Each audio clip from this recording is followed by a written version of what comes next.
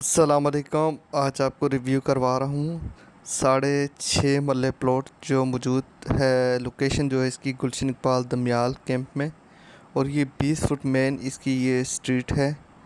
और यहाँ पे सारे घर बने हुए हैं।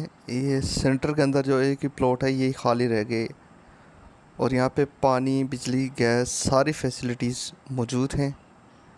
और बहुत ही प्यारी लोकेशन है, और प्लॉट के साथ बिल्कुल पहले से ही ऑलरेडी बोर हुआ है।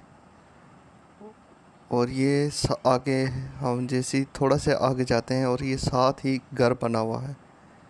ये रेड कलर का जिसका गेट है इसके साथ ही ये प्लॉट है, और ये बिल्कुल सेंटर में है। और 33 फुट इसका फ्रंट है, बहुत ही ज़बरदस्त इसका फ्रंट है। और पहले से इसके अंदर डीपीसी हुई है, तो बहुत ही ज़बरदस्त लोकेशन।